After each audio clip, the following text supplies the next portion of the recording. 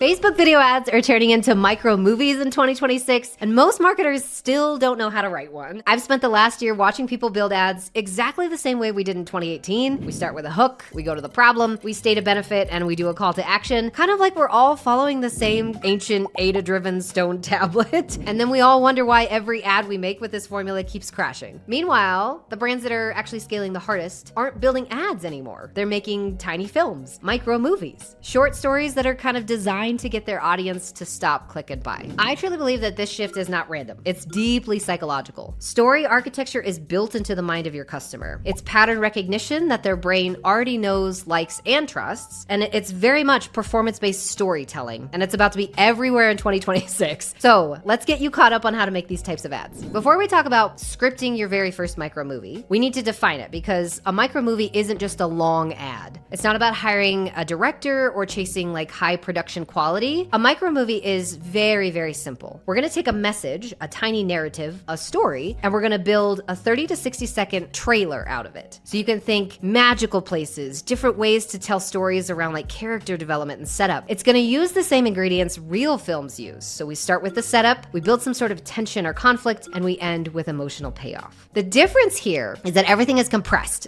So instead of shoving like hooks and benefits, bullet lists at people, you're gonna give them something their brain knows how to follow already. A familiar story arc with a beginning, a middle, and an end. I truly believe that this is the reason why it works, and this is a reason why it scales. The human mind already lives inside stories. They've studied this heavily in neuroscience and also in storytelling. The brain really loves a good story because it can latch onto it and understands the structure and what you're trying to teach. And this is the reason why this style of ad hits so hard in the ad account. Traditional scripts, especially AIDA style scripts, are gonna get completely flattened by creators who can slip into storytelling mode without anybody realizing it. If you want proof that this particular type of ad works incredibly well, here's the wildest example I've ever seen of this. I worked with a supplement brand a few years ago that had one single ad that was carrying the entire account. Everything else was dying in days. Even the beautifully structured AIDA style ads that typically worked pretty well. But this one piece of creative was just printing money. The weird part was, it wasn't a performance at all. It was a 4-minute confession of a woman who was really struggling with her weight. So she went through the story, started where this is who I used to be, I had this idea about myself, I was really into this style of health, and then all of a sudden, all these things happened. The conflict happened in my life. She went through a whole story about her husband had kind of stopped paying attention to her. She felt very lonely, and it just consumed all of her. And then finally, she hit a breaking point right before she found a solution that had worked for her. Now, it's interesting because the product in this particular ad only shows up for about 7 seconds. Dead center in the video, basically just like a blink in performance terms. By every best practice, this ad should have been a complete disaster and just flopped entirely, but instead it scaled so aggressively that the brand was thinking of rebuilding their entire marketing ecosystem around this one ad.